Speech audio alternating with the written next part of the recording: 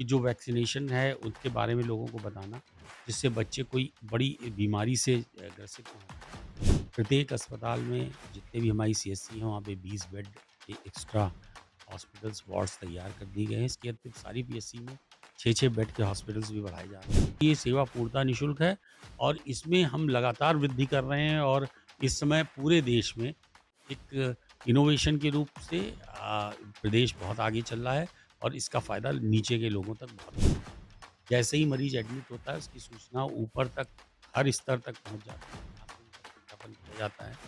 जहाँ तक कि पैसे की बात है वो पैसा फ़िक्स है और वो मरीज़ की बीमारी के अनुरूप ही दिया जाता है और वो ऑनलाइन ट्रांसफ़र होता है, किसी के माध्यम से नहीं होता। पूरी स्कीम पेपरलेस है।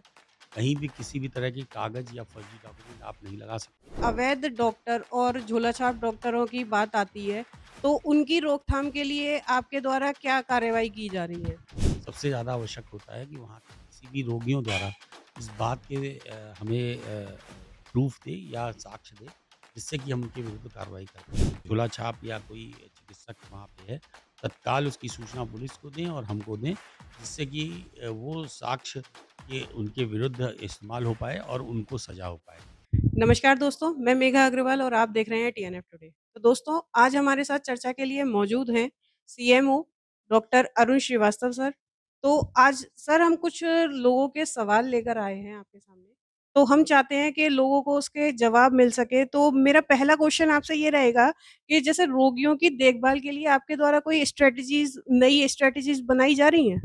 देखिए जहाँ तक कि रोगियों की देखभाल की बात है, वो जो 2 तरह की बात होती है। एक तो जो घर में बीमार रहते हैं और ओपीडी में अपना इलाज करते हैं और दूसरा इंडोर, यानी जो हमारे अस्पतालों में भर्ती होते हैं। वहाँ चूँकि चिकित्सालयों में सारी व्यवस्थाएँ रहती हैं और वहाँ पर पैरामेडिकल स्टाफ भी रहता है। वहाँ पे उनकी जो भी परिचर्या है, वो आराम से हम लोग कर पाते हैं। जहाँ तक कि आवास की बात है, वहाँ पे देखने के लिए हम लोग एनसीडी विशेष तौर से जो हमारे नॉन कम्युनिकेबल डिज़ीज़ हैं और कम्युनिकेबल डिज़ीज़ के लिए हम लोग लगातार सर्वे कर रहे हैं और हमारी आशाएँ और एएनएम के माध्यम से उनको हम लोग जागरूक भी कर रहे हैं। उनको जो भी बिहेवियर चेंज की बात है या घर में जिस तरह से चाहे वो गर्भवती महिलाएँ हों, छोटे बच्चे हों या बीमार हों, कैसे उनका रख-रखाव या देखभाल हो पाए, इसका हम लोग पूरा प्रयास कर रहे हैं। साथ में ये आवश्यक है कि जो वैक्सीनेशन है उसके बारे में लोगों को बताना, जिससे बच्चे कोई बड़ी बीमारी से ग्रसित ना हो पाएँ और जो हमारा कोविड के दौरान जैसे हम लोग ने घर में लोगों को रखकर और कंट्रोल रूम के माध्यम से किया था वैसे ही प्रोसेस से हम अपनी संचारी रोग में जो भी हमारे संचारी रोग से ग्रसित लोगों की हमारे पास पोर्टल है यूडीएसपी उसके माध्यम से सूचना प्राप्त होती है उनसे हम फ़ोन के माध्यम से लगातार संपर्क में रहते हैं और आवश्यकता पड़ने पर उन्हें चिकित्सा सर, जैसे कि कोविड महामारी के दौरान कई सारी ऐसी समस्याएँ आई कि किसी व्यक्ति को बेड नहीं मिल पाए, किसी को ऑक्सीजन की कमी रह गई, तो लोगों की जानें गईं काफ़ी।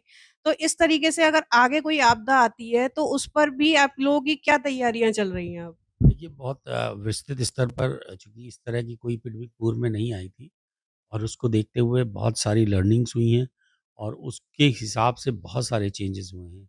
प्रत्येक अस्पताल में जितने भी हमारी सीएचसी हैं वहाँ पे 20 बेड के एक्स्ट्रा हॉस्पिटल्स वार्ड्स तैयार कर दिए गए हैं। इसके अतिरिक्त सारी पीएचसी में 6-6 बेड के हॉस्पिटल्स भी बढ़ाए जा रहे हैं। बेडों की संख्या में बहुत सारी बढ़ोतरी की गई है। इसके अतिरिक्त वेंटिलेटर्स, सारे उपकरण, ट्रेनिंग्स, प्रशिक्षण इन सारी चीज़ों को दुरुस्त कर दी गई है। जहाँ हमारे 4 चिकित्सालयों में ऑक्सीजन के प्लांट्स लग चुके हैं। इसके अतिरिक्त मेडिकल कॉलेज और जिला अस्पताल में भी इनकी क्षमताओं में बहुत स्तर तक वृद्धि कराई गई है, जिससे कि इस तरह की कोई भी आपदा आती है तो उसको हम लोग पूरी तरह से लोगों को राहत दे पाएँ और किसी तरह की कोई समस्या ना आए। सर, जैसा हमने देखा था कोविड महामारी के दौरान कई सारी ऐप भी लॉन्च हुई थी, जिस पर डॉक्टर से परामर्श ले पा रहे थे। तो ऐसी ऐप कितनी फ़ायदेमंद साबित होती हैं और इस पर मिले प्रिस्क्रिप्शन कितने फ़ायदेमंद है? इसके बारे में कुछ आप कहना चाहेंगे? ये बहुत ही महत्वपूर्ण और बहुत ही अच्छा प्रश्न है। ई-संजीवनी पोर्टल हमारे प्रदेश में इस समय पूरे देश में सबसे अधिक चल रहा है और इसमें हमारे सभी चिकित्सक और सीएचओज़ विशेष तौर से जो हमारे गाँव स्तर पर सीएचओज़ हैं, वो भी परामर्श लगातार मरीजों को लेते हैं, जिससे कि मरीज को अनावश्यक रूप से चिकित्सालय नहीं आना पड़ता और चिकित्सालयों में भार नहीं बढ़ता है। तो इससे 2 फ़ायदे हो रहे हैं, एक तो मरीज का मूवमेंट कम हो जाता है और दूसरा हमारे चिकित्सालयों में हम उन लोगों पे ज़्यादा ध्यान दे पाते हैं जिनको वास्तव में इलाज की ज़्यादा ज़रूरत है। तो मैं सभी से ये अनुरोध करूँगा संजीवनी पोर्टल पर वो कोई भी जाकर अपने आप को लॉगिन करेंगे तो वो आप चिकित्सक से तुरंत तत्काल संपर्क हो जाएगा और ये सेवा पूर्णतः निःशुल्क है और इसमें हम लगातार वृद्धि कर रहे हैं और इस समय पूरे देश में एक इनोवेशन के रूप से प्रदेश बहुत आगे चल रहा है और इसका फ़ायदा नीचे के लोगों तक बहुत मिल रहा है। सर, लोगों के बीच एक भ्रांतियाँ और बनी हुई हैं आयुष्मान कार्ड को लेके कि उन लोगों का मानना ये होता है कि जैसे इलाज तो इसमें मिल जाता है, लेकिन डॉक्टर इसमें मोटी कमाई कर रहे हैं।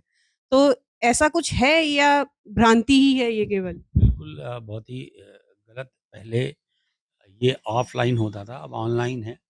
जैसे ही मरीज़ एडमिट होता है, उसकी सूचना ऊपर तक, हर स्तर तक पहुँच जाती है, जहाँ से उनका सत्यापन किया जाता है। जहाँ तक कि पैसे की बात है, वो पैसा फ़िक्स है और वो मरीज़ की बीमारी के अनुरूप ही दिया जाता है और वो ऑनलाइन ट्रांसफ़र होता है, किसी के माध्यम से नहीं होता। पूरी स्कीम पेपरलेस है, कहीं भी किसी भी तरह के कागज़ या फ़र्ज़ी डॉक्यूमेंट आप नहीं लगा सकते। मरीज़ों को एडमिट करने से लेकर डिस्चार्ज तक में उनके रियल फ़ोटोज़ अपलोड करने होते हैं और जो अस्पताल इस तरह के नियम नहीं फ़ॉलो करते हैं, उनका पेमेंट भुगतान में दिक्कत आती है। तो मुझे नहीं लगता कि आयुष्मान भारत में इस तरह की कोई दिक्कत है जिसमें कि चिकित्सालयों को कोई अनटोवर्ड फ़ेवर मिल पाए या कोई उनको पैसे मिल पाएँ। जिनके द्वारा जितनी मेहनत और जिनका प्रचार-प्रसार किया जा रहा है, उनको उतना लाभ हो रहा है और लोग वहाँ जाकर अपना उपचार करा रहे हैं और स्वास्थ्य लाभ ले रहे हैं। अवैध डॉक्टर और झोलाछाप डॉक्टरों की बात आती है, तो उनकी रोकथाम के लिए आपके द्वारा क्या कार्रवाई की जा रही है? देखिए जो झोला छाप है उसके लिए जो शासनादेश है उसमें मुझे सबसे ज़्यादा आवश्यक होता है कि वहाँ के किसी भी रोगियों द्वारा इस बात के हमें प्रूफ़ दे या साक्ष्य दे जिससे कि हम उनके विरुद्ध कार्रवाई कर पाएँ। और व्यक्तिगत रूप से मैं ये देख पा रहा हूँ कि बहुत सारे स्थानीय लोग इसमें बिल्कुल सहयोग नहीं करते। जिसके कारण ये लोग न्यायालय से छूट जाते हैं और इनके विरुद्ध सम्यक साक्ष्य नहीं मिल पाता। तो मैं सबसे पहले यही कहूँगा कि आपके क्षेत्र में यदि कोई भी अवैध झोला छाप या कोई चिकित्सक वहाँ पे है, तत्काल उसकी सूचना पुलिस को दें और हमको दें, जिससे कि वो साक्ष्य के उनके विरुद्ध इस्तेमाल हो पाए और उनको सज़ा हो पाए।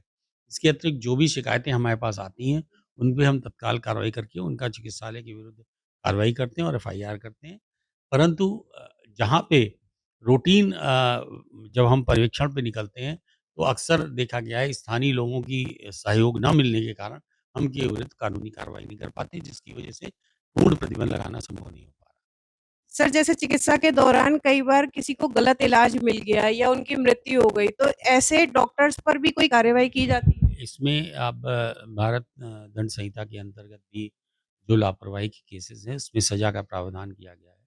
न्यायालय में लोग जो जाते हैं, न्यायालय द्वारा भी हमको उनकी जो साक्ष्य के आधार पर लापरवाही ये सिद्ध करने के लिए मिलता है और यदि कोई भी व्यक्ति इस तरह का जिसको लापरवाही लगती है, तो हमारे पास सीधे भी अपनी एप्लीकेशन दे सकता है और उसकी हम पूरी जाँच करा के उसको उपलब्ध कराते हैं, जिसके आधार पर वो पुलिस को एफ़आईआर कराता है।